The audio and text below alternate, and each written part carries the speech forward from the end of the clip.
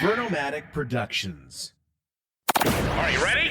Live from the Metal Mayhem Studios in Rochester, New York. We are gold.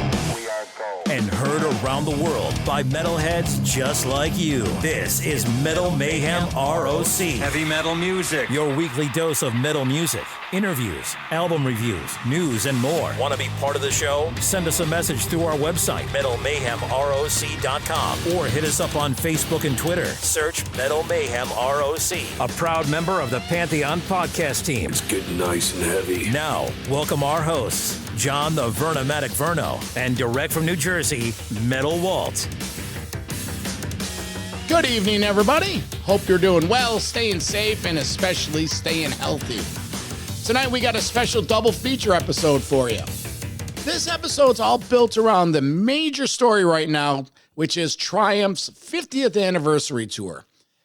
First, we have Brian Greenway from April Wine. April Wine's direct support on this Triumph run. Fellow Canadians, they've been friends for years. Well, Brian and I discuss how they got the call to be on the tour, what this tour means for April Wine right now during their career, and where the band is today. Are they making new music? Are they continually touring? It's a cool catch-up, if you will, on the state of April Wine. And then Metal Walt comes with Todd Kerns. Todd is part of the touring lineup. Him and Phil X and Brent Fitz are help carrying this thing on stage alongside original Triumph members Gil Moore on drums, Rick Emmett on guitar, and on selected dates, Mike Levine, the original bass player. Metal Walt and Todd get into how this Triumph tour came together from the inside, what the role looks like live between all the members, who's singing what, who's playing what, why they're doing it, because there's a big story why the three-piece Triumph is now all of a sudden a six-piece. They also get into some side notes, how Kiss shows with Bruce Kulick went down with Todd and Bruce doing some of that obscure Bruce Kulick era Kiss music. They also get into the whole story behind when Triumph played the Stanley Cup last year. This quite possibly may be the seed that sprung this whole idea about a 50th anniversary tour and if they could actually do it. All right, so let's lay it all on the line. April Wine, Todd Kerns, talking the Triumph 50th anniversary tour. For Metal Walt, I'm the Vernomatic, and this is Metal Mayhem ROC. Joining us today is Brian Greenway of April Wine. This spring, the band will be out as direct support on Triumph's 50th anniversary tour. Big run that's going across the U.S. and Canada. Brian, thanks for taking the time. Listen, when this tour was announced late last fall, how much of the tour was already in place? Wow, I don't know. I wasn't in that Triumph camp. I really couldn't give you, I said just be speculating an answer, but we were just asked, by them, do you guys want to be on our tour? And our tour manager, Sean, came and said, you guys want to do an arena tour with starting next spring with Triumph? Absolutely, yes. When do we leave? How much of it was put together? I don't know. That's their show. That's interesting. So late December, the tour is announced. When did they reach out to you and say, hey, guys, join us? Yeah, we need an opener. We'd like it to be you. And I said, thank you. That's a great show, the package. What, do you think it was a Canada connection? Could be. We know them. We're a good opener too. So, and we're friends. So it would work well all the way around. Everybody knows everyone. There's no prima donnas, no strangers. It's just, hey, we're gonna have fun out there. Once the announcement came out, fans started reacting to the news. Was there any kind of response that stood out to you? Like, wow, this outcry and outpouring is great. A lot of people were surprised by the announcement after 30 years. They're going back out because Rick had said even as a couple of years back, never going to go back out again. He said that in a couple of interviews he did. No, don't want to go out. Someone said that today in the interview I was doing earlier. But, well, I don't know what changed their mind, but I'm glad they did because, they're going to have fun. We're going to have fun. And a lot of people are going to have a lot of good music to hear. We've spoken with Rick when his book came out a few years ago. We spoke with Gil last spring when they released that Triumph tribute album. And both camps sort of danced around the idea of it, but never really committed to it. Gil especially gave some, Easter eggs that stuff was in the future. Let me ask you this, Brian. Do you think the Rush momentum had anything to do with it? Like, not competitively, but like, hey, if they're doing it, we're about the same age. Why can't we get out there? Maybe. All right. It could be just coincidence. When was the last time Rush toured? Was it 30 years too? I don't know. No.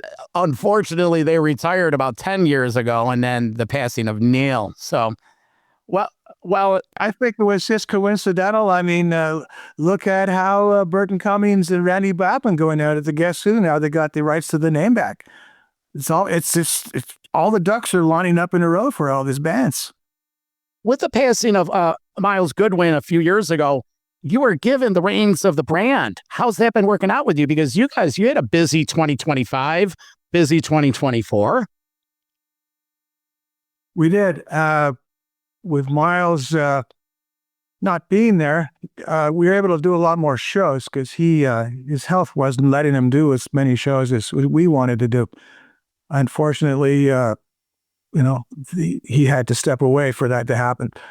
But yeah, we've been busy, and we want to get back to our schedule. We were doing 60 plus shows a year, and because that's what we love doing. That's what I want to do. I don't want to be working just 20 times a year. That means I got to do something else, and I don't want to do something else.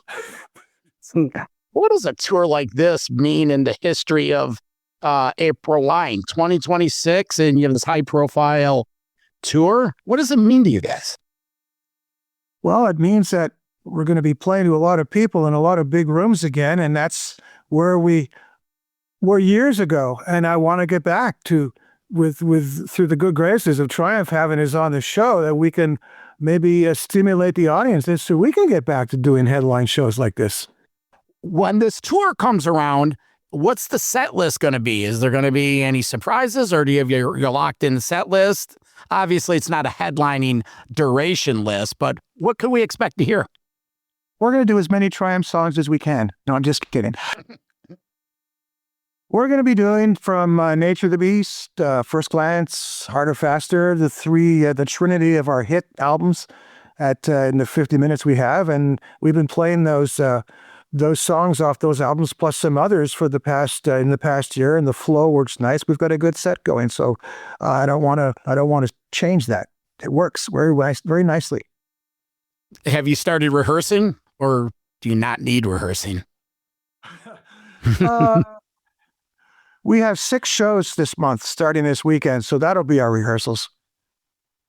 Are they April Wine one-offs?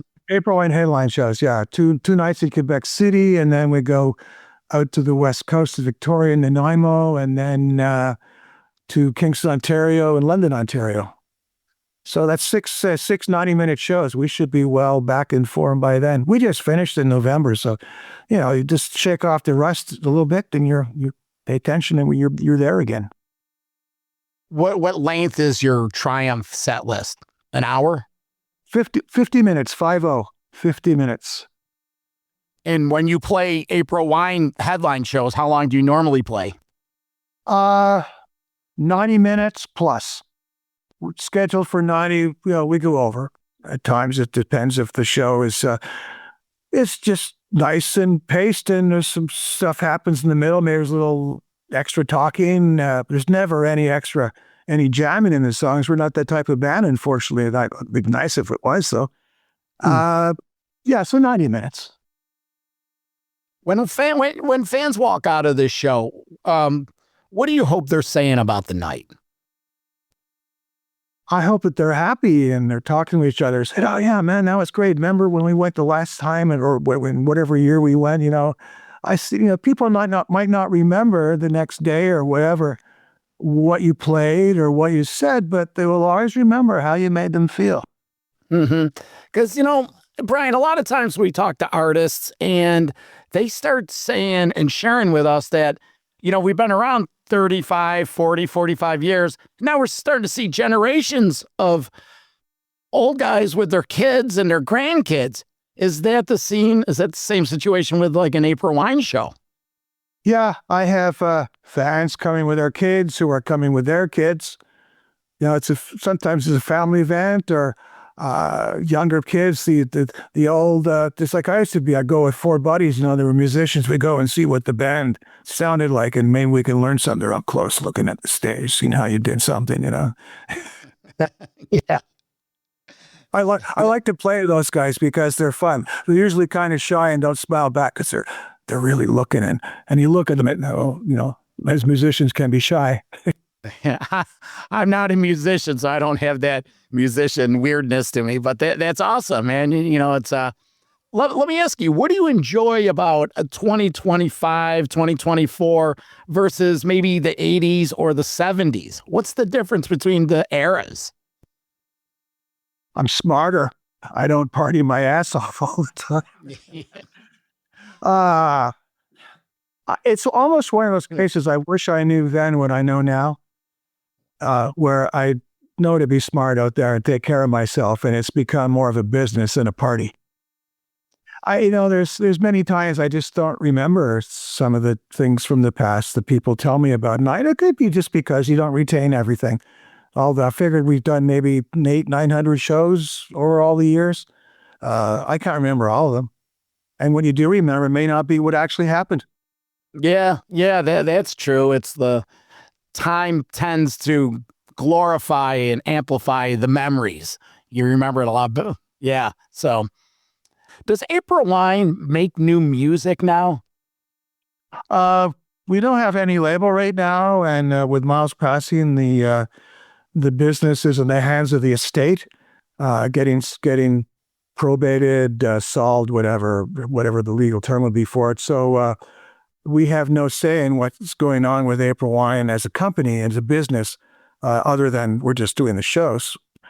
So when that is all set, then we'll sit down with the people that are our new owners, as they say in the sports team, and see how they want to approach things, and we're going to approach things, and hopefully we can have new songwriting abilities happening, and maybe there's some old Miles songs in the vault. There is an April Wine live album of the last show we did with Miles in March of 2022 that could be released.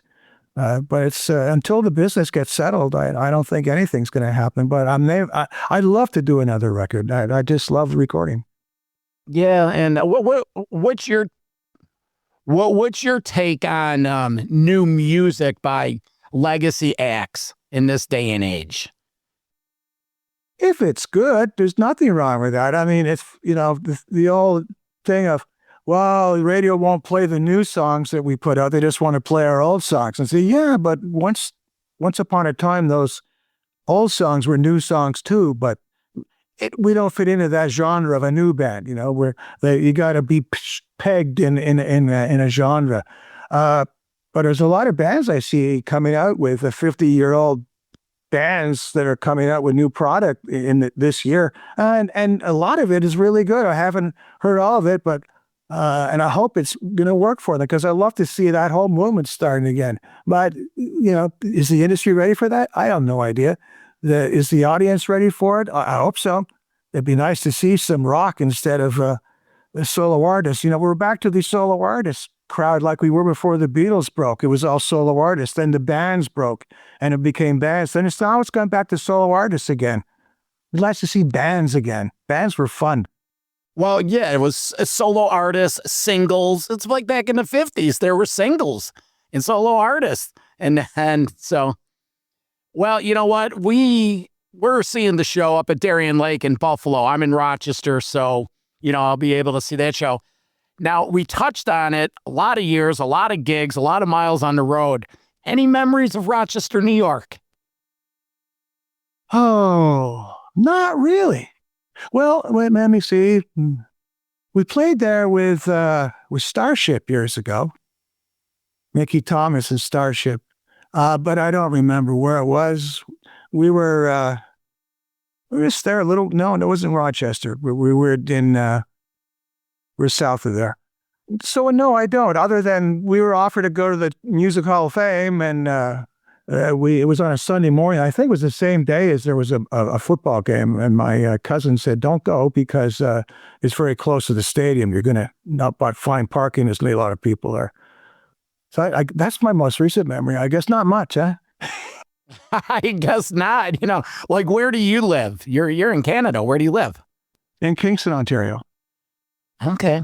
We're around the corner. We're on the other side of Lake Ontario.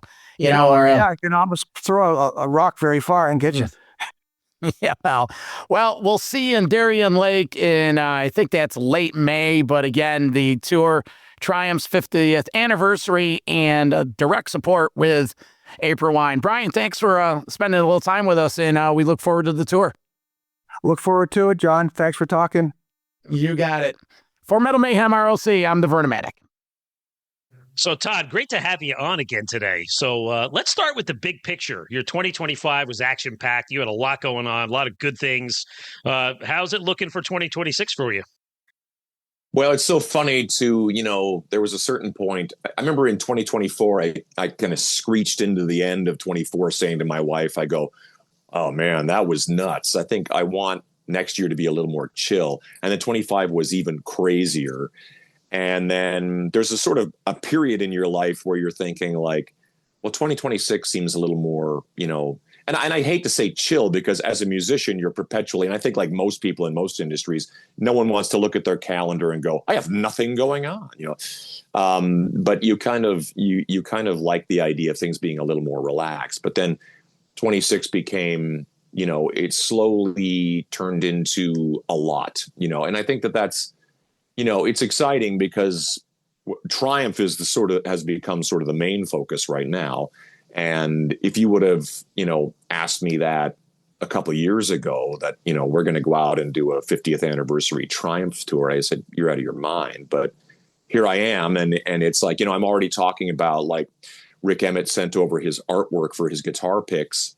And I'm like, oh man, I'm not even mentally prepared I need Triumph guitar picks, but it's as a Canadian, it's even more surreal, you know what I mean, in a weird way, as much as Triumph has had an international impact. It's sort of, it's a long list, but there's a list of, when I go around the world, it's like when I say I'm from Canada, it's like Rush, Triumph are immediately the first two that people talk about. And it's just kind of like, it's just surreal how that's all kind of come into play.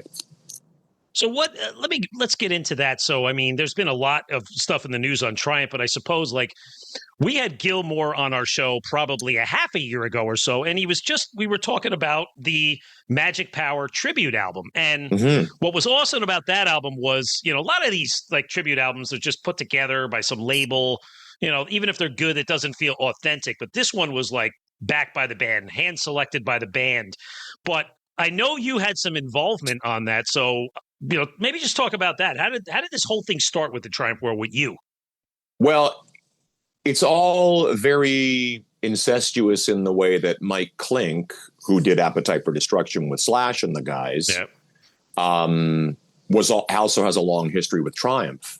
I think Thunder 7, I'm trying to remember which ones he did. He did a few Triumph albums and had great success with them and has had a long-lasting relationship with them.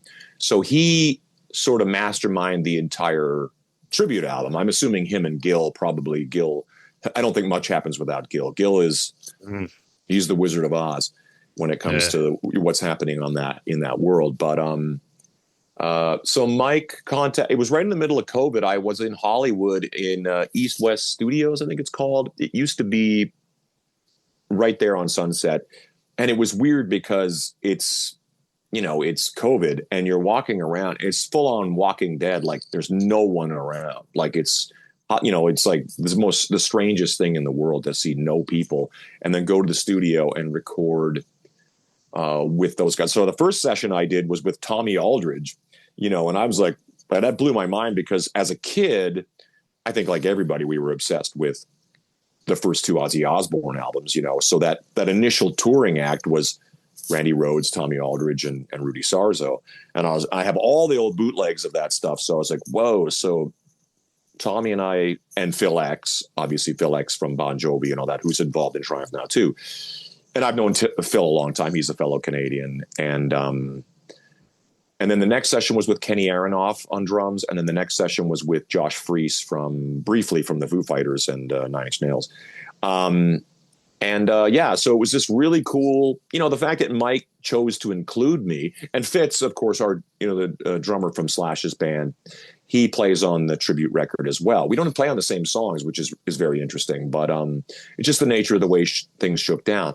But I will agree with you that tribute record feels a lot more, authentic's not the right word, because no matter what you do, you're doing a tribute record. And Mike was very sort of like, let's take our own take on things, but at the same time remain sort of respectful of the original material. So guys like Joey Belladonna just came in and crushed it. I was like, whoa, and Dee Snider sounds great on it. It's like there's a lot of great singers on it. So as a singer, I was just playing bass on 3 different tunes, and Fitz played on a bunch, and to be included in it, and then you get the gatefold record, and there's pictures of us in it. I'm kind of like, it just felt like it's so interesting that connection through Phil and through Mike led to, it was a very last minute call that came in. Phil and I had spoken about Gil's sort of master plan idea of someday doing some sort of massive sort of homage tribute type thing to Triumph, whether it was them involved or just some sort of touring attraction that would be playing the music of Triumph. It was very unclear and very fantastical. When you get to know Gil, you realize that he's just a big thinker that way. And then Phil said to me, what do you think about, and I go, look, I obviously am a massive fan of Triumph. It's in my blood. And of course, I'd be more than curious about it. And then it felt like, I don't even know, months went by before there was suddenly a, hey, what are you doing next week? And I'm like, why? That phone call always makes me a bit nervous, because I'm always, every day I wake up and I'm sort of in the middle of whatever the next project is. So I'm always working on music. I'm currently working on Triumph music, actually.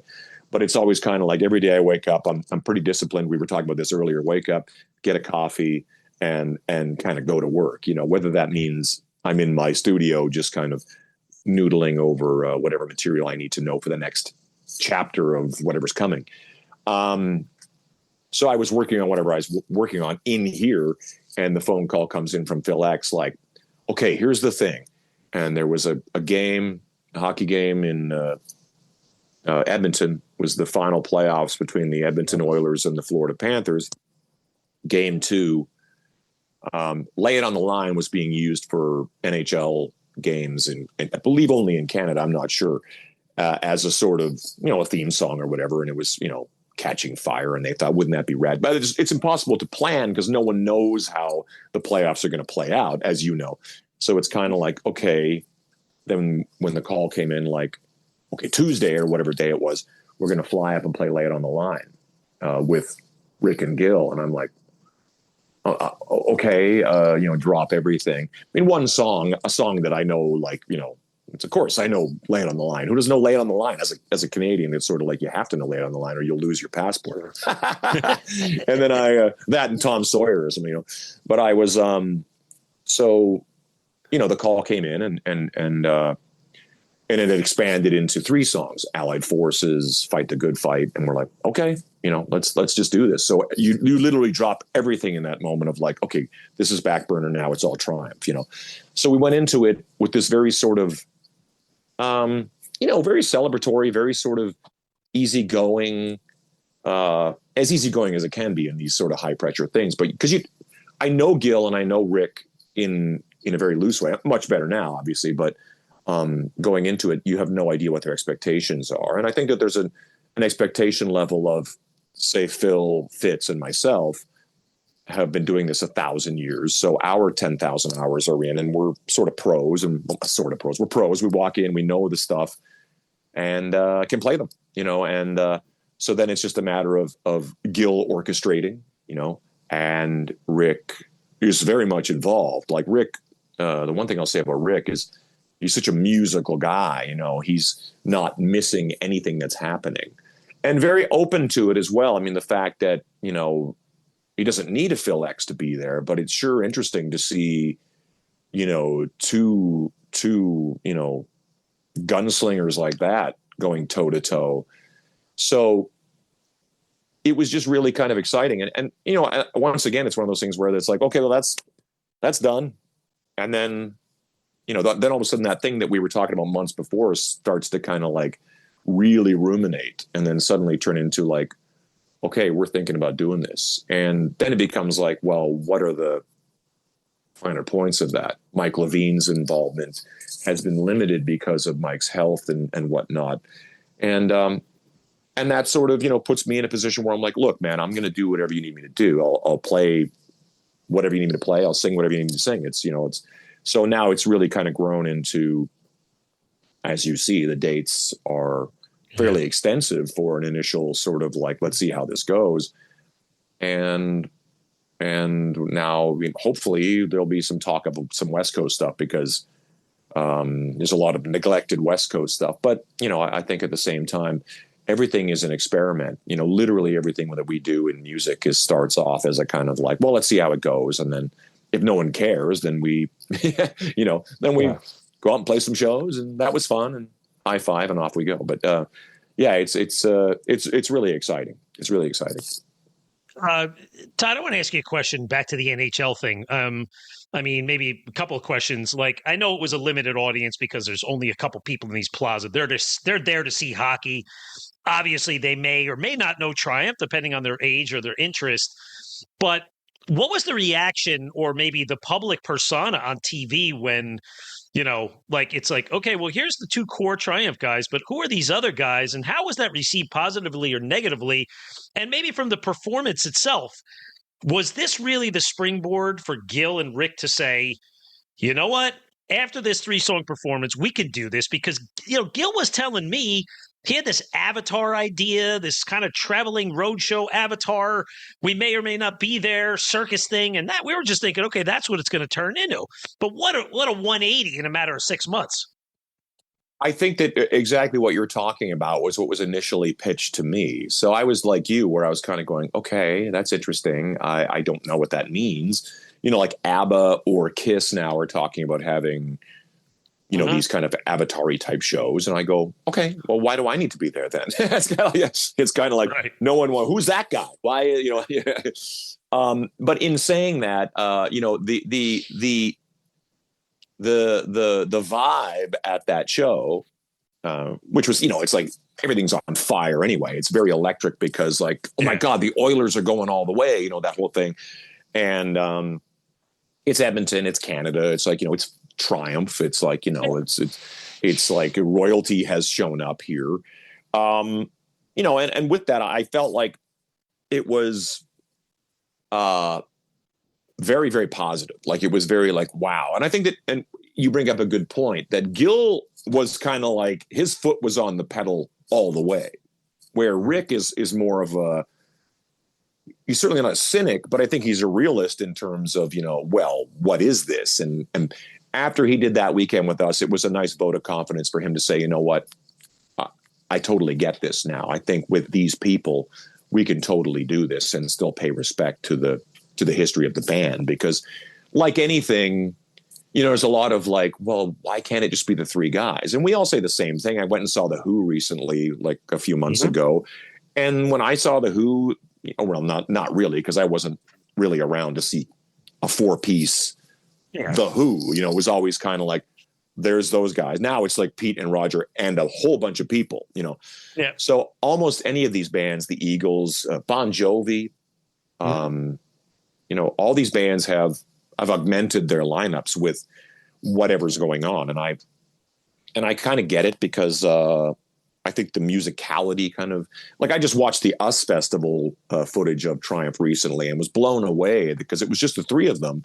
And I go, damn, dude, these guys are like, you know, because you get accustomed to like, I've been listening to the records and learning the material, and there's lots of orchestration going on, multiple guitar tracks that Rick is sort of building. And then when he does it live, it's sort of, he's one man. He can only do so much, but he does such an amazing job of that one man position that it was pretty staggering, especially seeing him and Gil at their peak vocally too. Because I mean, Rick Emmett back then, it's super daunting.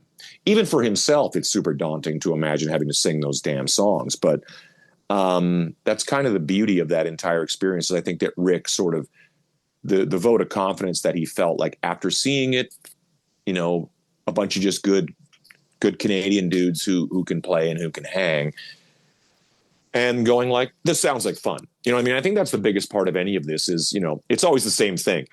It's about money, it's about prestige, and it's about fun. You know what I mean? And if it's all three of those things, then it's a great thing. But fun is really a big one. You know, I refuse to almost do any gig, no matter how much it pays, if it's a drag, you know, and I think that I highly recommend most people should do that no matter what their job is. It's kind of like, you know, people who complain about their job, I'm like, bro, you got to get out of this. And I understand everybody gets themselves painted into a corner of life where they're like, ugh. But, you know, I've always tried to, you know, sort of maintain that outlook of like, as long as I'm having a good time, obviously you have to make the bills and you have to make ends meet. But, sure. You know, in this situation, I just think Rick was like, look, I mean, doing a Triumph reunion is sort of a guarantee of some success in one form or another. But if we can do it and have fun and really enjoy the time with the guys that are doing it, all the better. So the fact that Rick kind of, you know, a guy like Rick, who I respect that much, who came in and went like, this is going to be great. That's really all that matters to me. It was funny when we had Rick on the show too about 2 years ago, and a funny side note to this, he had his autobiography that was just released. We were his first interview. He didn't do any, and he rolls in, and like you said, not in a cynical way, but like a little snarky way. He said, "Oh, guys, you know what? I was building my shed out back, and you interrupted me. Now I got to talk to you." But you know what? We knew he was kind of in retirement state. We didn't even ask him the cliche questions about, oh, you're going to play live, because we knew what the answers were. But he offered it up and said, you know what? I love playing guitar. My singing, my ranges aren't what they were, and that's okay. I've had enough fun. You know, so he kind of answered itself, which is what's so great about this reunion and bringing you guys on board, because Todd, you're a great singer. I mean, I've seen you a couple times live. Thank you. You bring the goods. You seem to know everybody's catalog, but you know what? It's still the authenticity of the original lineup, you know, with these Canadian pieces coming in. It's going to be an awesome show. I mean, and look at it. I mean, multiple cities, I think in Chicago and Boston, you know, I mean, I'm looking forward to it. I mean, unfortunately, there's no, let's say, North Jersey date yet, but there's Camden, which is Philly. So I'll be definitely down there to see that one. But so tell me about like, the logistics going to be like, when do rehearsals start? How do you put a set list together? How much influence do you guys have? And when's the machine going to get going? I mean, the set list is relatively obvious, I think, to some degree. When I say obvious, it's like there's a million things you could do. But I mean, there's a whole stack of songs that, well, we have to do these, clearly. And then after that, it's sort of, arrangement stuff. I mean, it's amazing how hands-on Rick is.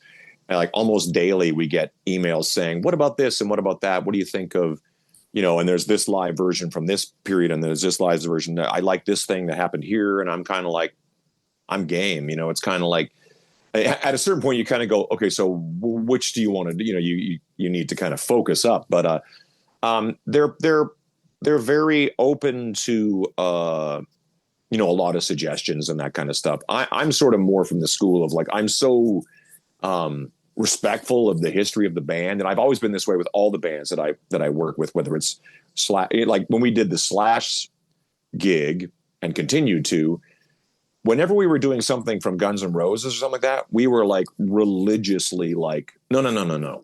This is how this song goes. You know, it was like, I never wanted to do like, this is our version of like Mr. Brownstone. We were like, no, dude, we're going to do Mr. Brownstone the way it goes.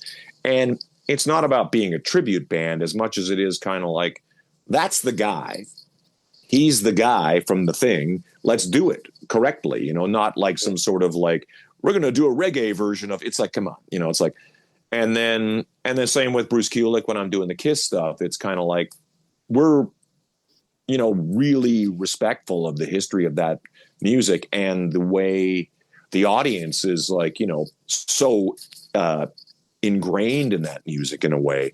So when it comes to Triumph, it's very much the same thing. It doesn't mean we can't put a few spins here and there and a few, things here and there that are going to change it up. But I think the other thing is that Rick is very modest about his abilities as, in his 70s or whatever, feeling like, I don't sing like that anymore. And it's like, dude, no one can sing. It's always the same thing. Michael Jordan's not going to go out and play like he did at 30. It's just not going to happen.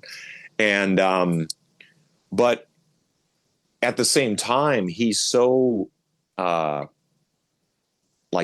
was going to say he's underrated, but underrated by himself in a way. Like he's so, his level of ability is still far beyond even I think he's aware of. So I think as we go along, I think it's going to be like, when we did it in Edmonton, he was like, you sing Fight the Good Fight. I go, whoa, what? I go, you're Rick Emmett. You're the guy who sang that song. That's an important song. I go, I might get like tarred and feathered and dragged through the streets of Edmonton, but it also says a lot about his own healthy ego that he's kind of like, you sing it. You sing it good. That'd be great. Yeah. And I go, dude, I'll do my best. That's all I can do. And it was, it was a trip singing that song. And he's like right there, it's like, oh, wow. But Rick, is in incredible shape.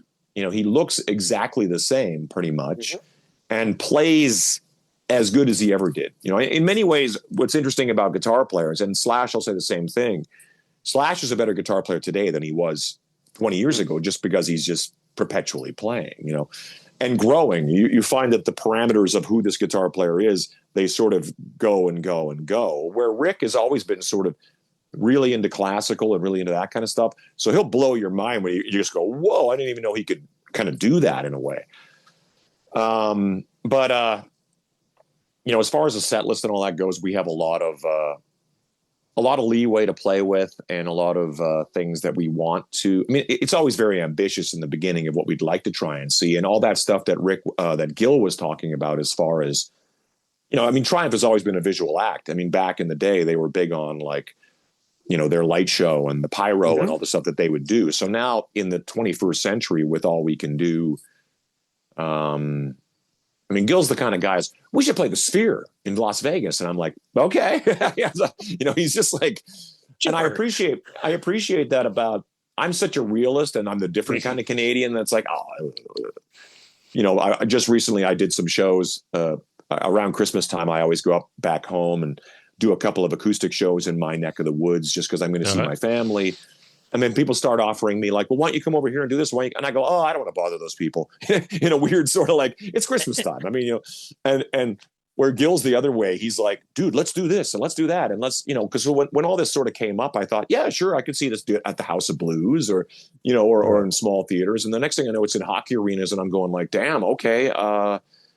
And I think that's sort of always been Gil anyway, is that, when you look at the documentary, when they're like, we're going to play the Maple Leaf Gardens in Toronto, at a point where they were still playing like basically like large clubs and sort of small theaters. And they had the audacity to go, no, we're going to play in the Gardens. And it's kind of like, and they did, and they sold it out. And that's kind of that sort of, that ambition really kind of, so I foresee that being very much in play. With the people that are involved in the Triumph show are like cutting edge people who do big, huge modern shows. So this thing promises to be impressive, whether you're a Triumph fan or not. I think it's going to be amazing. Yeah, it's I know. I was listen. I'm 55, but I guess I missed the boat a little bit in the 80s. But when they did play Rocklahoma back in 2008. I mean, we went, my friends and I, we went just for this simple reason. So at least I could say I saw that show once, and thank God they didn't play on the night there was a tornado, because half the show got the next day. I remember that. Yeah, the tornado blew everything out. But well, listen, it's just going to be great no matter what. Now, Todd, you made a little reference before. You said you're, tinkering with writing for the Triumph. Listen, I'm not putting you on the spot to ask you anything, but how are these guys? Are they receptive to say, hey, you know what? Let's try to write something as a 6-piece. What could we put together a new tune just for the fun of it? Are they open to that? Well, I haven't heard a whole lot of talk in that, but Gil is, again, one of those guys. He's kind of like, we should record. And like, what are you talking about? Like, we'll just go up to like Metalworks up in Toronto, their studio. We can go up there any day, anytime. And I'm sort of like, again, he's that kind of guy who's like, we should do this. We should climb that mountain. What are you talking about? He's just that kind of guy. Todd, I want to jump over to some of your other stuff, but this is making me think like, for a guy like you, and you mentioned this, like you're kind of a chameleon. You could jump from one camp to the other. I remember the last time you and I said hi to each other was about a year and a half ago at Mario Barth's tattoo convention. I live 30 minutes away from that. I drove down. I don't have any tattoos, but I knew there was going to be this all-star jam. But here it is. You're the leader of the house band. You're playing with Stephen Pearcy and Tammy Down and Sebastian Bach and whoever else was there. You're getting up there. I think you sang Sweet Emotion when there was a point of the show where, I don't know, some equipment was going wrong. But how do you do this? Like, how do you know the catalogs of everybody? And maybe by playing with all of these other artists, how do you afford yourself the time to be creative to say, hey, I got to make stuff for Todd? Well, I will admit that sort of has been sort of lacking. I'm always sort of creating, because I remember a friend of mine saying like, so when are you going to do some stuff? And I go, dude, I have no idea, because it's so my schedule is such. I mean, Took, my other band that me and Fitz do in Canada, largely in Canada, because it started as a Canadian classic rock tribute band that somehow became something else. But we do write music, and we've released a ton of new music, and our anticipation this year is hopefully to have maybe towards, we're not quite sure exactly, but hoping to release like, it's been interesting in this modern day world of releasing singles. It's so funny to me. Like, most people are like, well, what's the point of making a collection of 10 to 12 songs and saying, here's our album? It's sort of like just songs just come out. So we've been doing this over the last couple of years, and we just thought, well, let's just compile all the original music into a record, And so we're probably going to try and do that into an actual analog hard copies, compact disc, vinyl, and have a record of original music. So that has been largely the sort of focus of my creative. And I did over COVID, I managed to make a record with these friends of mine from Ace Frehley's band. We called it Minefield. We did one record literally remotely, everybody from their studios. So we made a great original record. I did another record with these friends of mine, Will Hunt from Evanescence, and Steph Burns, who's been in a bunch of great things. We had a thing called Heroes and Monsters. And all these are just these projects that were kind of like, at the time there was this sort of like, we'll never be touring again. It was the kind of like the lockdown doomsayers. And I was kind of like, well, I can still record, so. And then I made a record with Tracy Guns called Blackbird Angels. And all of those were great because I was creatively involved in writing. And then Took, we've been writing and all that kind of stuff. So as far as doing anything of my own, which I always have things that I would like to do. And I do a lot of acoustic type things, which sounds like an unusual thing for a guy who plays loud rock and roll to do, but it's something I've always done. And I have a lot of material that I always just kind of like. I always love the romantic idea of like, I'm hopping on a Greyhound bus to Des Moines and all I got is a guitar and I'm going to sing some songs. And so it comes up, it's like, it's never been a massive focus, but it's come up and that happens all the time. So the creative side of it, it's like anything else, time goes by so fast that like, it's been like, I was just doing the math yesterday because we've got a new Slash record in the can, but we're not releasing it until 27 because of everybody's schedules. Guns is out right now. Alter Bridge is out right now. Frank's out with Mammoth Wolfgang's band, and we're doing Triumph. So it's kind of like, so it's one of those things where by the time we put that damn record out, we will have been playing with Slash and Miles for 17 years, and that's how crazy time goes. Because we started playing together in 2010, and I'm just kind of like, and it just makes you think like, you almost got to be careful because, the next thing you know, you're like when my North Star now is looking at people like Ringo Starr and Mick Jagger going like, dude, these guys are in their 80s and they're still doing this, There are days now in my 50s where I'm like, ugh. You're just kind of like, you're like, I need some coffee, but there was a time where I was like 30 looking at those guys in their 50s and 60s going, oh, we can keep doing this. Like Rick Springfield's got his shirt off at 76 years old on stage. And I go, what is happening here? So there's always, like when I look at my father at 80 years old versus looking at a Beatle or a Stone at 80 years old, it's not the same thing. You know what I mean?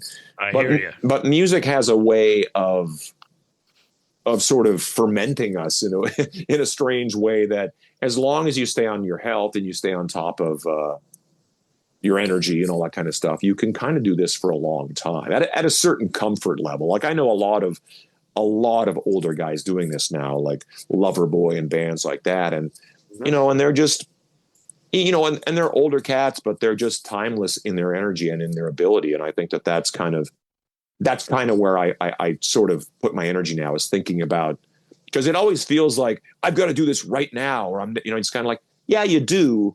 But at the same time, life is short, but life's also really long. It can be, it's kind of like, and 80 years old feels a long ways away, before my wife finally says, okay, it's time to go sit and watch, I don't know, watch TV and let the grandkids run around someday. Who knows? But it's sort of, in the meantime, it's just kind of go, go, go. And like I say, it's like every year I say to myself, last year was nuts. I'd like this year to be a little bit more manageable. And then this year is sort of unfolding to be, I'm starting off kind of chill. Me and Fitz has this show he's producing over at the Hard Rock. It's just a tribute classic rock kind of show. And I'm like, of course I'll come play bass for that. I know all these songs. It's kind of like, as you mentioned before, it's embarrassing to be this savantish kind of guy who started in cover bands.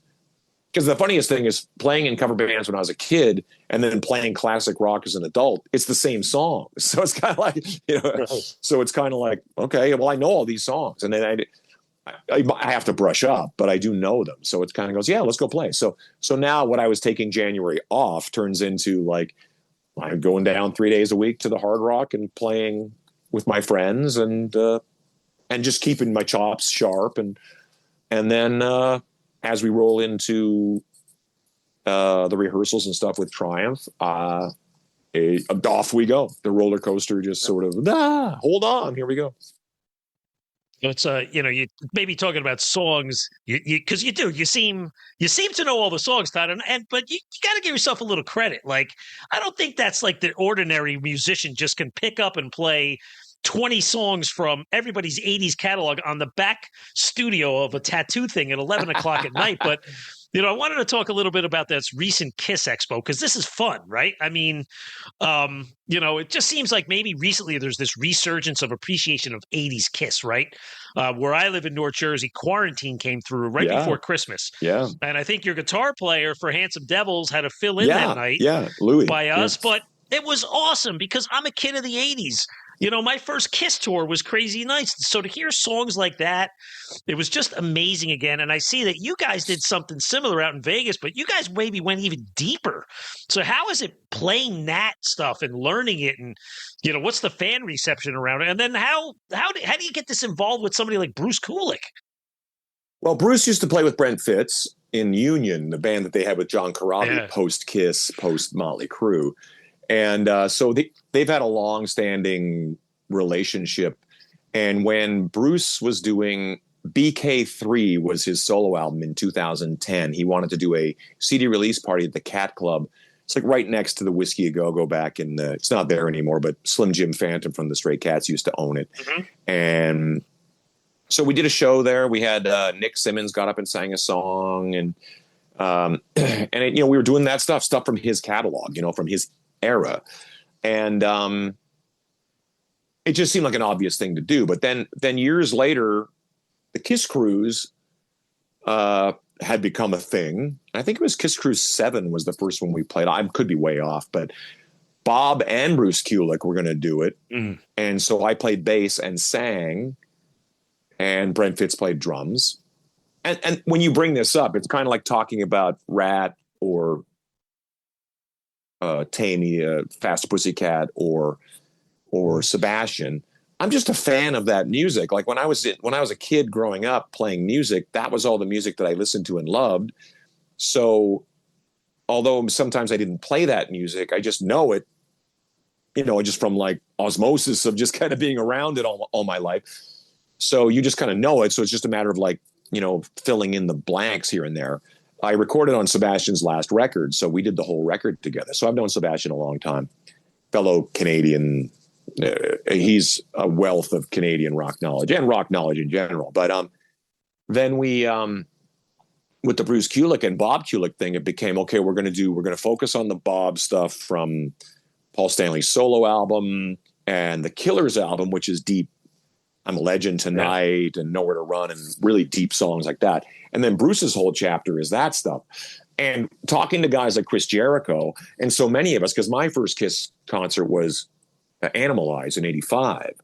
We're kids, it's like we'd all always dreamt of seeing Kiss with makeup, but that was no longer a thing. And just being a Kiss fan from like 9 years old, you just sort of went like, now they're not wearing makeup. Okay, whatever. And we still bought every single record and loved the band. That's right. But you realize that there's a whole world of us who are exactly the same way, who will, Eddie Trunk and us will just go on and on about like, Lick It Up versus Animalize, or whatever, just these kind of like, why Lick It Up is their favorite record versus Rock and Roll Over or a classic Kiss album, And Chris is 100% one of those guys too, where we were in the MTV generation that Kiss was part of the heavy metal headbangers ball world. Just like take your pick, everybody else, Motley Crue or whoever. And I remember playing that show on the Kiss Cruise. And you're so wrapped up in getting through the show, you're kind of like thinking of the words, you're playing the songs. And I'm like having a good time. That's Bob Kulick. As a Kiss fan, then you're really deep into it. Like Bob Kulick is the guy who he played the ghost guitar on side 4 of Kiss Alive 2, And then that's Bruce Kulick, And so it's the same thing when I'm on stage playing with Slash sometimes. You get so accustomed to it. But then once in a while you'll watch him be playing the solo to Sweet Child of Mine and go, that's the guy. That's the guy who played, And I remember we played that show on the Kiss Cruise and I walked off and I walk over to my wife and I go, I think that went pretty well. She goes, are you kidding? And she goes, like, turn around. And I turned around and there's all these people just looking at me like, dude, like, it's kind of like, all grown ass men who were like tears in their eyes. Like, I never thought I was ever going to hear Tonight You Belong to Me from Paul Stanley's solo album with, and I just realized how there's an element of Star Trek convention about the Kiss fans that I love so much is that they know Brent Fitz from Union, which is Bruce Kulick's band post Kiss. Anything Kiss related, they're really, so they'll look at Brent Fitz and go, so what have you been doing? And he's been, he's done 1,000 things since he played with Bruce, but because they only know Kiss stuff. And I would just laugh. I go, he's been with Slash for like 10 years by this point. It's kind of like, but I think that's kind of the beauty of that is, now that we've done it, I've done it with Bruce several times, to the point that now like Chris has got Quarantine and stuff like that, doing basically a tribute to the Bruce Kulick era. And then this Handsome Devils kind of came up just out of like, these Kiss Cancer Goodbye things that we would do, where there were cancer charity shows that we would do. And we were just literally, kind of almost like a pickup game of just kind of like, okay, he's going to play defense and he's going to play forward. And we would just go out and play these shows. And again, super deep, only of that. Lick It Up, Creatures. It really, even more so in that area, more than like we did The Oath, we did Darklight from The Elder. So a couple of those kind of things. But we don't really lean too much into when Bruce really comes in. We did I've Had Enough, Into the Fire from Animal Eyes. But most of the lead track. That's right. The lead track on the album. Most of the Bruce stuff I leave for the Bruce Kulick Band, which is obviously from Animal Eyes. Although he's not on Animal Eyes, he's on the tour all the way to, Carnival of Souls. I mean, the thing with Bruce is like we'll dig into an entire medley of Carnival of Souls songs, and I'm thinking to myself like, well, I know these songs. I'm an invested fan, and the audience when we do these things. Because we're Kiss fans, we don't need to hear Shout It Out Loud and Rock and Roll All Night anymore. We heard it a million times, but you're never going to hear Hate, and Rain from Carnival of Souls in a live setting ever. So we do them, and people are very appreciative. And I think that's kind of the selling point of. It is an interesting. I think that maybe to some degree we have to take some credit, and Bruce certainly has to take a pat on the back for having been the guy to wave that flag in all these years that music is relevant and should be revisited. Yeah, definitely. So, well, listen, I whenever you talk to Bruce, tell him East Coast is craving this stuff too. We got Quarantine. We want to see that. We want to see the Handsome Devils come out by us because we're waiting for you guys. That would be great. Yeah. Knock on wood. Maybe there'll be a tattoo convention that'll invite us. Who knows? Hey, there you go. Well, Todd, this has been a good conversation. You got a lot going on this year, but thanks for hanging with me today. And for all the fans listening, make sure to check out the upcoming Triumph reunion dates across the U.S. and Canada, and keep an eye out for what's coming next with Todd, because he's got a lot going on, as you can hear. Right? Trust me, it's going to change as it goes. So, Todd, thanks a lot. Thank you. That was a lot of fun. Great. So for the latest on Todd Kerns, tour dates, news, and socials, check out toddkerns.com.